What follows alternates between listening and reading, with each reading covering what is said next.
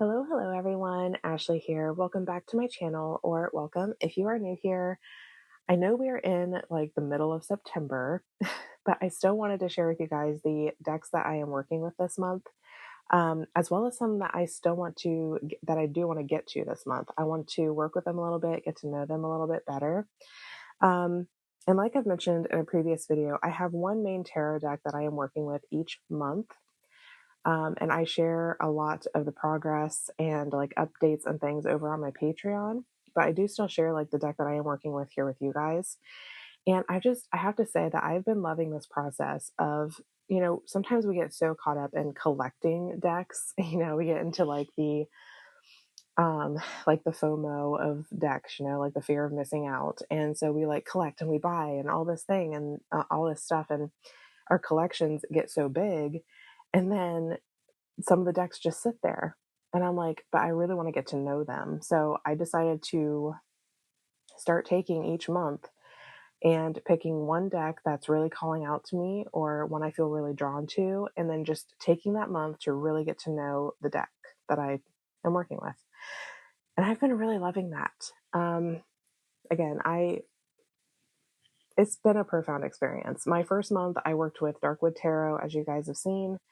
And I absolutely love that deck now. I have a really good relationship with it, and it sits on my altar up here, altar space, and I love having it out. I love being able to come to it whenever and just have a chat. And Ritual Tarot was my second month. That one is going to be a work in progress. I love that deck. I love the collage style, but it's kind of playing hard to get. Even though I spent a month with it, it's like I got to know it a little, but it's almost like I just got to know it just a smidge. Like it's kind of like this massive world, and it's going to take a long time to really, for me at least, to really form a closer bond with it. And then, of course, last month I worked with Tarot Vampires because it is my home deck. I do know that deck, but I just wanted to spend that month with that one and just get even closer with it. I just love this deck so much. Which it's kind of on this list. Well, it's not really a list. Like I said, I'm just going to be talking about decks I'm working with for September, and I will go into the deck I'm studying this month. But that went in my coffee. But TOV is here because it's always with me. This deck, I just have such a connection with it, and I can just sit and shuffle and just have a full-on chat with this deck. It talks to me. It'll show me images in my head for a message that I need. Like I'll just randomly, like even if I'm not shuffling it, like I will get an image in my head from one of the cards, and I'll be like, oh yeah, well, that makes sense. And so it's just really cool to find a deck that does that. And Tarot Vampires is that for me. I love the darker aesthetic. I've always loved vampire stories and movies and like their lore and legend.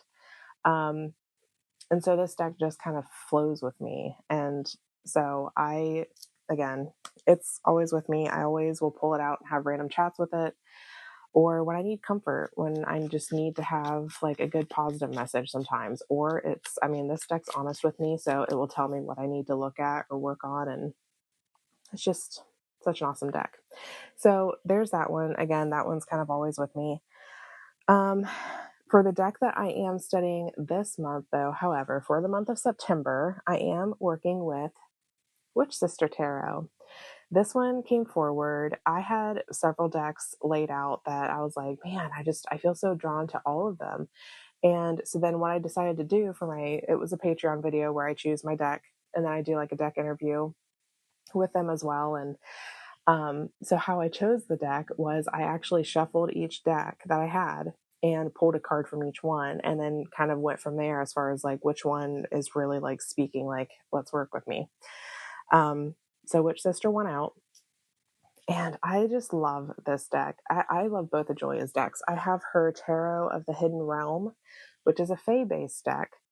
I have it as well of hers, and her artwork's just so stunning and captivating, and I love this deck. When I first got it, I felt instantly connected with it because it connected me to my ancestors. I have Celtic ancestry, and so it just immediately pulled me into that, because this is a Celtic based deck. Um, so I immediately felt closer to my ancestors. But now that I've been working with it through this month, it's just been so insightful for my path as a witch. And it's just been so good. I've really been loving working with this deck and building a closer bond or relationship with it. It's just beautiful. I love the stories that are woven in here, the witches that are talked about. And then you can like go off on your own tangents if you want and do your own research a little bit. So it's really cool. And I really love Julia Jeffrey's guidebook as well. It's right here. Because while there isn't like a whole lot of information on the cards, not like Phantasmagoria, which is the guidebook to tarot vampires, there's so much information in that book. But this one still does a really good job. You do still have you have the full page representation of the card, and you have like the story or like who this is representing, or it talks about like a witch or a Celtic or Scottish story. And then you have your divinatory meaning. But what I like about it is that I can still read with this deck like a Rider-Waite-Smith system, because I know the numerology, I know that the elements associated with the cards. You can incorporate the astrology, all of that good stuff. So like when you know all of that, you can still work with this deck in that way. But I like that Julia Jeffrey kind of put her own take on it with the Scottish, because she based this on like Scottish witches, because she lives in Scotland. So I just really love that you get your own, or you get like that spin on it. So it's a little bit different. And she does give you something else to kind of think about or associate with the cards. So I just really love that. So anyway, my journey with this deck has been so wonderful so far. The deck I've been closely working with it up until this point has been the Lost Oracle. I've been really getting to know this one. I worked with it a little bit last month with Tarot Vampires, and I really love it. I had it for a couple months before I really began working with it. And while I love the artwork and everything, it just kind of sat there for just a little bit. I just wasn't ready, maybe yet, for it. But then when I started working with it with Tarot Vampires, I was like, wow, it's a very empowering deck and really does help you on your path if you are on the path of being a witch or your own, just walking your own path. It's very empowering and encouraging and supportive, and I'm just really loving it. The guidebook is great. This deck, by the way, is by Fiona Horn. I love her other deck too, the Magic of You Oracle, but I'm really loving this one. I've really grown more with this deck as well. And then pairing it with Witch Sister, it's so beautiful. Um, I mean, I love it. Here's the Crone, which of course that guy always pops up for me. That's the King of Stones, which is the King of Pentacles. He shows up for me quite a bit. I have a few cards in this deck that show up quite a bit, but look at that. You have the Crone, and then the tens in this deck are all like Crones and the Witch Sister Tarot, so that's pretty perfect. But the messages have really been flowing with these two, so I've really been enjoying this pairing. But I do kind of want to, so I have this deck as well, which is the Compendium of Witches by, please forgive me if I'm mispronouncing her name. It's Natasha Ilnichik. Something. I'm so sorry. I'm not going to try the last name again. But anyways, I really want to get to know this deck more. It's a stunning deck. It looks Celtic, right? It has like this Celtic vibe on the backing even. I did edge mine in gold. I don't know if you can see that, but it has that Celtic vibe for me. And I love that you have like these witch like symbols or tools, and then you have the archetypes. And I've worked with this deck some. I've done interviews with it and some polls, and I liked the messages that I've received so far, but I haven't really formed a relationship with it. And I want to do that. It's beautiful. I really love the artwork. So I'm curious to see how this one might work with Witch Sister Tarot. I love that image. That's pretty. So yeah, I love that. Oh my gosh. The Veil Walker. That is stunning. And I just love the crow. And I just heard a crow outside my window. Don't know if you can hear him, but I just heard him again. But anyways, so I want to play with this one and see how those play. And now that we are moving into like the colder months and October is next month. Oh my gosh, I'm so excited. So excited for all the fall goodness and the Halloween vibes and Samhain, and I'm so excited. So with that in mind, I have two other decks here which they may not be worked with until next month technically, but I don't know. I might get to them this month. We'll see. I'm going to take a sip of coffee real quick. But I pulled them out because I'm like, they're kind of calling to me. Like, I really do want to work with them. This one is the Shadow of Darkness Oracle by Syrian Shadow. This is the mass market version. It's coming out it's for pre-order right now. It's coming out September 30th, I believe.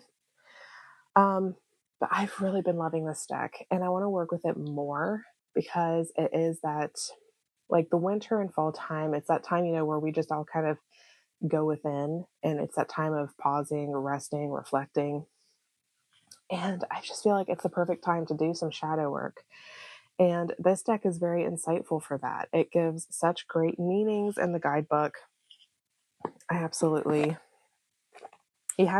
cards are actually separated out too in like two different categories.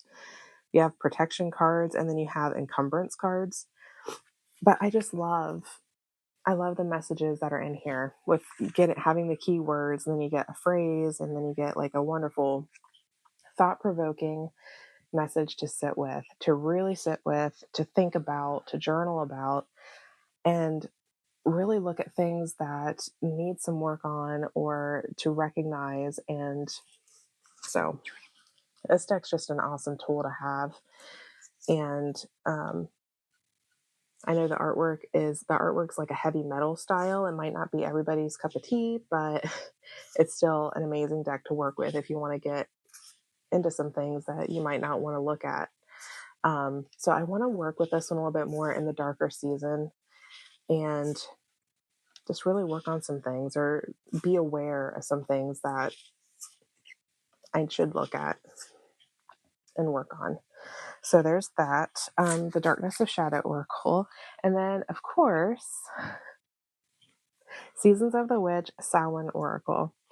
I just really felt called to pull this out. And I'm kind of curious how it would work with Witch Sister, to be honest. Oh my gosh. I love the red edging on this one too. And I like that it's like shiny cardstock. This is actually the only deck I have in the Season of the Witch series. All the other ones don't really speak to me, but this one did. And I think it's just because I love Samhain. I love that time of year. I just love the whole vibe. And I really love the artwork in this deck. I know the artwork was created by, who's the artist of this one? Giada Rose. I know she did a couple of the Seasons of the Witch decks, and then they switched artists, and I don't like the other. That's just a me personal thing. I prefer this artwork, and I kind of was bummed that they switched it. But anyway, this is still the only one I have. But I'm really curious about this one. I want to get closer with this one as well. I haven't worked with it a whole ton yet. So I'm curious how it would work with Witch Sister. So I'm definitely leaving this one out for sure because I want to work with it some. And I also really do love the guidebook. The guidebook has a lot of cool information in here and even gives you you get reverse meanings too. And I think there's some in here that give you like little prompts. Oh yeah, there's like recipes in here. Here's a spiced pumpkin cake recipe. That sounds really good. But all sorts of little cool things in the guidebook. So I do want to work with that one. But that's all the decks for this month. And again, these last two, I don't know if I'll necessarily get to them in this month. This one I do. I really do want to try this one. but they also might end up actually moving into October as well, especially Seasons of the Witch, Samhain, because hello, it will be that time. Um, so there's my little deck list and, well, the decks I'm working with for September. Let me know which decks you are working with for the September month and for the fall in general. Like, do you pick decks for just like a season in general, or do you switch out decks each month? Or do you just kind of go with your intuition and pull decks down? I will say sometimes if I feel called to pull out a deck, like last month I pulled Wild Unknown Tarot out, and I still want to work. I still kind of pull it out every now and then and pull cards from it. It's just sometimes if a deck calls out to you, you just got to go and see what it has to say, right? So let me know down below what you're working with. I would love to know. And I hope you all have a wonderful day. I'll talk with you soon. Bye.